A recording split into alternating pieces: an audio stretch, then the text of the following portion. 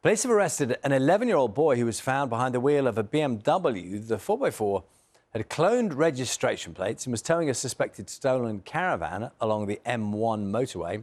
Officers said the boy was held on suspicion of theft, burglary and motoring offences, but was later released on bail. A police investigation has been launched after a painting of a politician who was linked to the creation of Israel was damaged. Palestine Action said one of its activists had ruined a 1914 painting of Lord Balfour at Trinity College. It's part of the University of Cambridge. A statement on the group's website said the painting had been slashed and sprayed with red paint. Police forces across England and Wales are to each be given £1 million to try and tackle rising cases of antisocial behaviour. The fund will be used to provide extra officer patrols, and it follows the success of a pilot project which has helped reduce the number of incidents by as much as 40%. Our reporter Eleanor Laurie has more. On patrol in Blackpool with the Antisocial Behaviour Squad. This neighbourhood was notorious for things like shoplifting and criminal damage, but this trial has helped to cut antisocial behaviour by more than 40%. It could be as small as a report of a nuisance complaint, someone making loud noise in the area. We've got a few spots that we want to stop by, check in with the local communities. The team helped to recover Lynn's mobility scooter after it was stolen. Thank you, Lynn, for having us. But she and neighbour Annie say they still don't feel safe. 2 weeks later, wasn't it, I got it back? Yeah, but the police done marvellous. These community patrols, which target antisocial behaviour hotspots, will now be rolled out across all 43 forces in England and Wales. We'll be walking around, foot patrol, start to bring a bit more faith back into the community, which is what's happening here in Brunswick. We've got a lot of people happy to come out and speak to us. They say this intervention is really working, with incidents in this part of Blackpool down by a third year on year. But one of the challenges of antisocial behaviour is that some of it isn't classed as criminal, and some victims feel they're not getting enough support. In West Lancashire, Ian Scott spent months making detailed records of his neighbour's verbal abuse to pass on to the police and the council. I'm hearing shut up, shut up, I'm being told I'm rotten, I'm being told I should be burnt alive. That's what I'm hearing. Ian's elderly neighbour is convinced he's constantly running loud washing machines from inside his house. She shouts and bangs on the wall all hours of the day and night to complain. Police investigate, go around, visit and decide that it's not a criminal act. So they walk away and go, it's the council to respond, and the council go, actually some of this stuff might be a threat to kill. It's a police matter. It's not malicious on her part, it's just her age and her health. 80% of victims of antisocial behaviour were told their incidents can't be classed as crimes.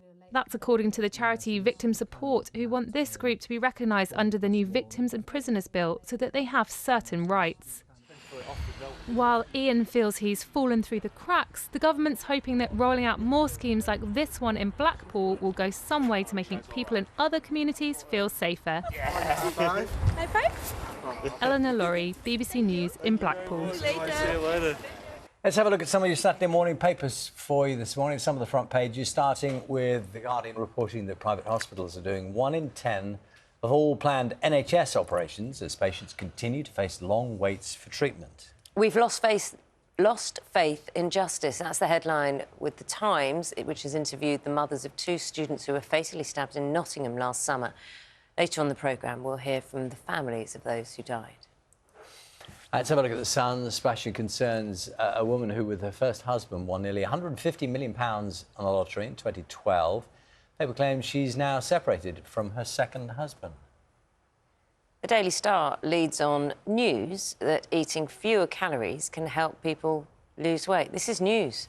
The headline is The End of the Beer Belly, although the paper seems unimpressed at the thought of living on a diet of cucumber smoothies and scrambled tofu. I can't believe I just read that out. There's an extraordinary... Which one? Both of them. There's an extraordinary picture of Marilyn Monroe doing the rounds. A digital version created using artificial intelligence. Take a look.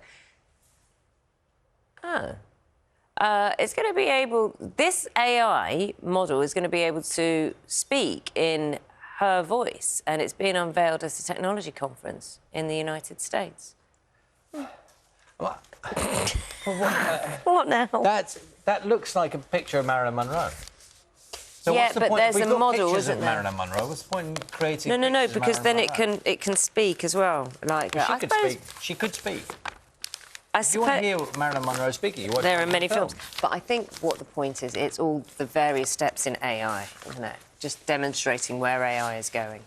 Okay. You know, it's all technology, it's all advancing, isn't it? What have you seen inside? Well, the thing about it arose, the issue arose this week, didn't it, of loading dishwashers because the Prime Minister talked about it. Yes, with second Action to dishwasher. Mercy, there was that And a couple interview of in things I'm Grazia. learning from the Times this morning. You've done a bit of a piece on this. Is that there are a lot of experts on this. One of this is the an expert from Miele who make dishwashers, a big manufacturer. Yeah. Miele, sorry, and they say she says that there is no need to rinse before putting things in the dishwasher. That's what she says. And I also didn't know that there is an academic at the University of Birmingham who's an engineer called Raul Perez Mohedano. I hope I've got that right.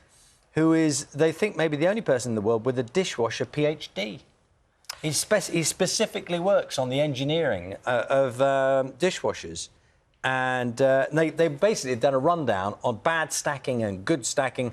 I know it's a bit of a hackneyed subject, but as soon as you mention it, people get a bit worked up about it. What's your dishwasher etiquette like? Well, I can tell you according to this, what a bad top shelf is. Plates are placed haphazardly, cups facing sideways. But that's just silly, isn't Or it? Because they'll upright, just not enough gather. space between items.